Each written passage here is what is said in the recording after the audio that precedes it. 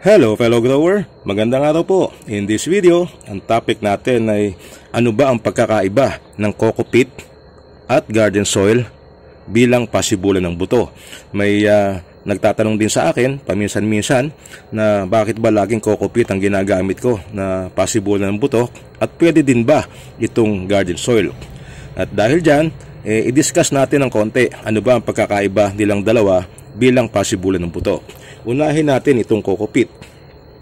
Itong coco peat po, gaya na nakikita mo, buwaghag siya. Kahit nabasain mo siya ng tubig, mananatili siyang buwaghag. At ito po ideal doon sa mga buto na nag-uumpisa pa lang magpalabas ng kanilang mga ugat. So madaling makakapagsikot-sikot yung ugat dito sa coco peat. Ito naman lupa, ang tendency nito ay maging matigas, maging siksik, lalo na pag lagi siyang nababasa. So dahil doon, pwedeng mahirapan yung ugat ng ating halaman na lumago pag sa kanya siya itananim. Pero depende pa rin po yan sa klase ng buto na itatanim. Pag may kalakihan yung buto at syempre malalaki din ang magiging ugat, ay pwede din naman dito sa lupa. Alright, so yun po yung isa, buwaghag. Ito may tendency na maging siksik. Pangalawa, itong coco peat po ay nagre-retain ng tubig sa kanyang mga ano ba tawag mo diyan, butil. So kahit pigang-piga mo na siya, ayan, medyo basa pa rin yan. Alright? So hindi siya madaling matuyo na kagaya ng lupa. Ang lupa kasi pagka hindi mo ito nadiligan at natuyo, ang tendency ay titigas. So makakasama rin para sa mga ugat ng ating halaman na bago pa lang sumisibol galing sa buto. So itong coco peat nagre-retain ng moisture. Ito namang garden soil nagre-retain din yan pero not as effective as coco peat. Alright?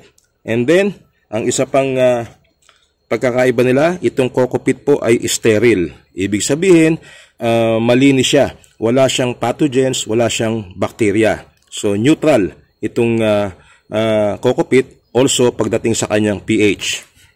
Ito namang lupa, dahil lupa yan, expect mo na meron niyang pathogens, meron niyang bacteria, meron din siyang sustansya. At sometimes yung pH level niya ay hindi rin neutral. Pwedeng maasim yan, pwedeng matamis yung lupa. So, unlike dito sa ating coco peat na karaniwan ay neutral ang kanyang pH at ideal para sa mga buto na bago pa lang sumisibol. Pwede din naman na gawing sterile itong garden soil.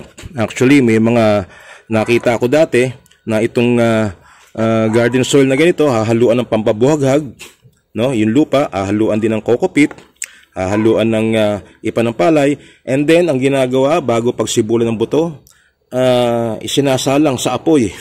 Niluluto para mamatay talaga yung mga pathogens niya, yung mga bakterya na taglay ng lupa. Pero sa coco peat, hindi mo na kailangan gawin yon.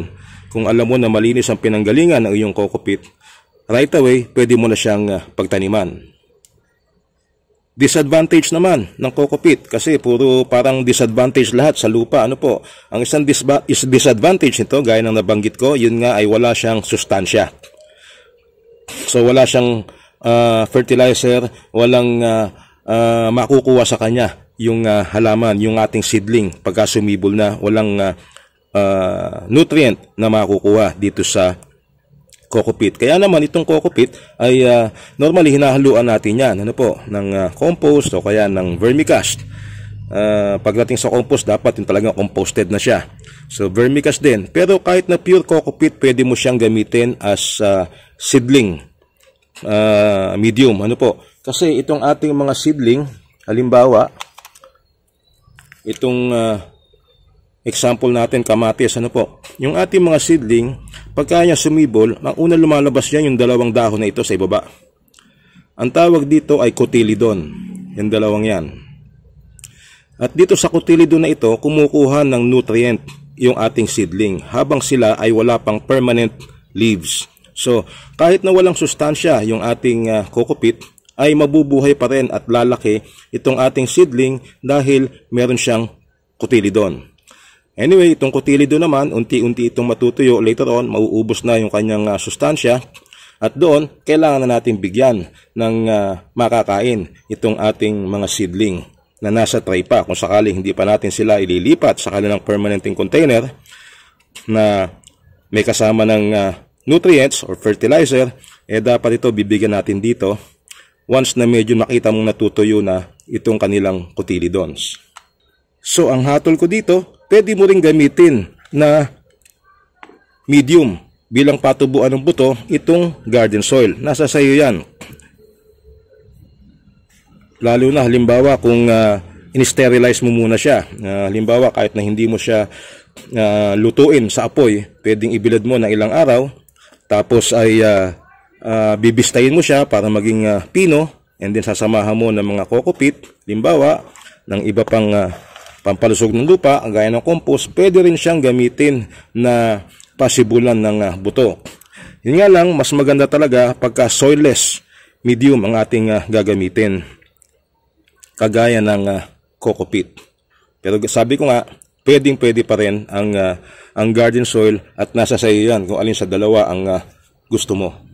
Okay, sana nasagot ko yung tanong na bakit laging coco peat ang ginagamit ko. At pag nanonood kayo ng mga videos, karaniwan din makikita mo dyan, karamihan ay coco peat ang ginagamit, or iba pang soilless medium, lalo na halimbawa pagka hydroponics yung sistema ng pagtatanim. So, maraming salamat po sa panonood, at makita-kita tayo sa iba pang mga videos ni Late Grower. Bye-bye!